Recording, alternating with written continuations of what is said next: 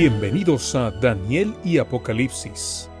Hoy estudiaremos un mensaje poderoso que nos recuerda que, aún en medio de crisis, cambios y desafíos espirituales, Dios sigue teniendo el control de la historia. Estos libros proféticos no solo hablan del futuro, también hablan del presente, de la lucha entre la verdad y el error, de la fidelidad en tiempos difíciles y de la esperanza que encontramos en Cristo Jesús. Abramos nuestro corazón para escuchar la voz de Dios y permitir que su palabra fortalezca nuestra fe. Bienvenidos.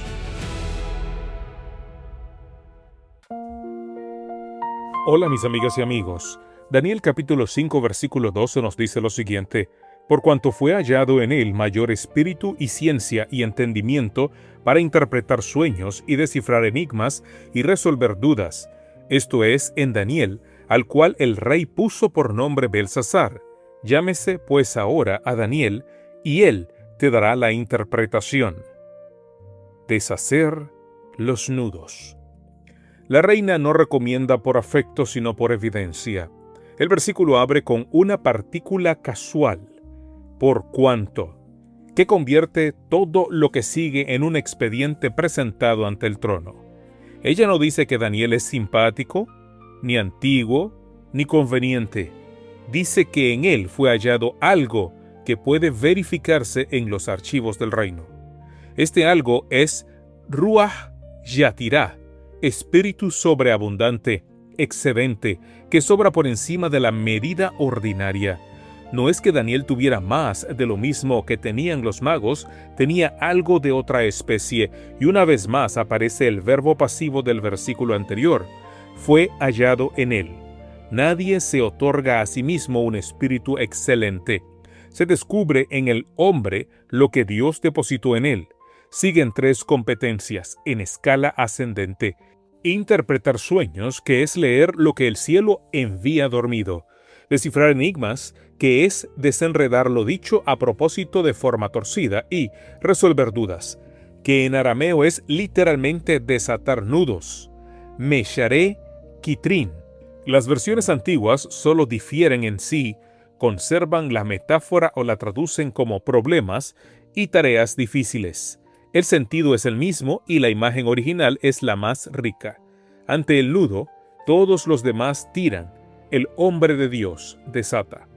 Luego la reina hace algo que ninguna otra voz de esta noche ha hecho. Pronuncia el nombre verdadero, esto es, en Daniel, al cual el rey puso por nombre Belsasar. El orden importa. Primero el nombre que le puso su madre, Daniel. Dios es mi juez. Y solo después, como dato administrativo, el nombre que le impuso el imperio. Babilonia había intentado sepultar su identidad bajo el nombre de un dios extranjero, y sin embargo la memoria más fiel del palacio lo llama por su nombre de pila. Hay una ironía que el salón no oye. El rey que preside el banquete lleva en su propio nombre al dios Bel. El cautivo fue rebautizado con el mismo dios en su nombre. Pero el que sigue siendo Dios es mi juez es el único capaz de leer lo que está escrito en la pared, y precisamente en la noche en que el juicio ha llegado. El nombre que Babilonia le puso no lo cambió. El nombre que Dios le dio se cumplió. En la religión mesopotámica el nudo no era una figura literaria, era un instrumento. La hechicería se concebía como el arte de atar, anudar hilos, cuerdas y cabellos para ligar la voluntad, la salud o el destino de una persona. Y el oficio del exorcista consistía en deshacer esos lazos mediante rituales de contramagia.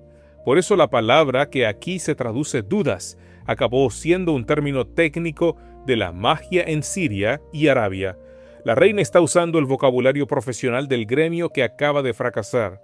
En el idioma de Dios, Daniel es el desatador. Pero él nunca desató un nudo con un conjuro, lo hizo de rodillas. Estas tres capacidades resumen el libro entero y anticipan su segunda mitad. Los sueños ya fueron interpretados 2 veces ante un trono. Los enigmas y los nudos esperan todavía sus capítulos. Daniel no es presentado como un adivino ocasional, sino como el hombre a través del cual Dios ha decidido explicar la historia. y la imagen del nudo desatado corre hasta el último libro de la Biblia. Allí aparece un rollo escrito y sellado y una pregunta que estremece el universo. ¿Quién es digno de abrirlo y desatar sus sellos? Nadie en el cielo, ni en la tierra, ni debajo de la tierra puede hacerlo, y el vidente llora. Lo que aquí es la escritura ilegible sobre la pared, allí es el destino sellado del mundo, y en ambos casos el problema es idéntico. La humanidad no puede leer su propia sentencia. Daniel prefigura al único que finalmente prevalece para abrir el libro, y no lo hace por sabiduría superior, sino por haber sido inmolado. Aquí se corrige de raíz la idea de que la santidad empequeñece la mente. Las facultades naturales se ensanchan a causa de la obediencia santa. El que es puro de mente llega a ser fuerte de mente. Cada facultad intelectual se aviva cuando el hombre se conecta con el Dios de sabiduría y poder. Daniel fue un gigante intelectual que jamás dejó de buscar mayor conocimiento, y otros jóvenes tuvieron sus mismas ventajas sin alcanzar sus alturas, porque no dedicaron todas sus energías a buscar la sabiduría que es el conocimiento de Dios revelado en su palabra y en sus obras. El mundo tiene mucha ciencia y no conoce a Dios. Hombres orgullosos de su saber no emplean su sabiduría como Daniel empleó la suya. No contemplan la hermosura, la majestad, la justicia y la bondad de Dios, ni ven la santidad de su verdad en su ley, que es el trasunto de su carácter. Esa es la diferencia exacta entre el gremio que no pudo leer la pared y el hombre que sí podrá. No es capacidad, es dirección. La misma inteligencia que se inclina ante Dios descifra lo que la inteligencia que se adora a sí misma no alcanza a deletrear. Consagra tu capacidad, no solo tu tiempo. Es fácil darle a Dios las horas sobrantes y reservar para el mundo lo mejor del cerebro. Que nada desvíe tu atención de la gran obra. Pon el pensamiento, la aptitud y el ejercicio más agudo de tu mente en el estudio de la palabra y de la voluntad de Dios. El Señor tiene lugar para la mejor habilidad que ha confiado a los hombres, y en la edificación de su reino podemos emplear cada capacidad recibida con la misma fidelidad con que Daniel la empleó en Babilonia. La pureza es una disciplina intelectual. Daniel no fue grande a pesar de su rigor, sino por él. Fue oidor y hacedor de la palabra, y por eso avanzó en todas las ramas del saber. Si tu mente está confusa, revisa primero lo que le das de comer. Nadie llena su vida de basura y conserva el filo del entendimiento. Sé el que desata, no el que enreda. Daniel amó, temió y obedeció a Dios sin huir del mundo para evitar su influencia corruptora. Estuvo en el mundo sin ser del mundo, firme como una roca en su adhesión al principio, en medio de todas las fascinaciones de la corte. Deseaba estar en paz con todos los hombres y obedecía a los que gobernaban hasta donde podía hacerlo conforme a la verdad, pero ningún rey ni decreto logró apartarlo de su lealtad al Rey de Reyes. Que la gente sepa que donde tú estás, los nudos se aflojan y no se aprietan. Todo el que ha vivido lo suficiente sabe lo que es un nudo que no cede, una decisión que no se puede deshacer, una palabra que ya salió, un hábito que se ató solo y ahora aprieta, una culpa que se ha ido enredando en años hasta volverse un ovillo que ya no distingue dónde empieza. Babilonia entera, con sus bibliotecas de conjuros y su gremio de expertos, no pudo con 4 palabras en una pared. Nosotros tampoco podemos con las nuestras. Pero hubo un joven de 18 años que llegó cautivo a una corte pagana y decidió que ningún poder lo apartaría del camino del deber, y 60 años después seguía siendo el único hombre del imperio capaz de desatar lo que nadie podía. Su vida se nos da como ejemplo luminoso de lo que un hombre puede llegar a ser en esta vida si hace de Dios su fortaleza y aprovecha sabiamente las oportunidades a su alcance. Y su vida entera apunta a otro, aquel en quien están escondidos todos los tesoros de la sabiduría, y en la cruz cortó todos nuestros nudos de una vez. La reina termina con una sola instrucción: llámese ahora, no mañana, no cuando el salón se calme, no cuando el rey se recupere, ahora. Esa sigue siendo la única palabra sensata que se ha dicho esta noche, y sigue estando disponible para ti. Señor Dios de sabiduría y poder, tú conoces cada nudo de nuestra vida, incluso los que hemos dejado de intentar desatar. Sabes dónde se enredó la relación, dónde se apretó el hábito, donde quedó atada la conciencia. Confesamos que hemos buscado ayuda en todas partes antes que en ti, y que hemos gastado en cosas menores la fuerza que tú nos diste para conocerte.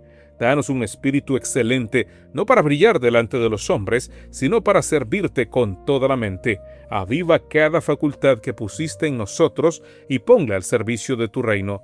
Haz de nosotros oidores y hacedores de tu palabra, puros de mente para ser fuertes de mente, firmes en el principio, aunque estemos rodeados de una cultura que no te conoce. Enséñanos a permanecer en el mundo sin ser del mundo, a estar en paz con todos los hombres, sin torcer un solo paso del camino del deber, a obedecer a quienes nos gobiernan, sin ceder jamás nuestra lealtad al Rey de Reyes.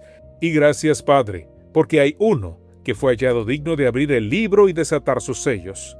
A Él llamamos ahora para que ponga orden en nuestra vida, en el nombre de Jesús. Amén.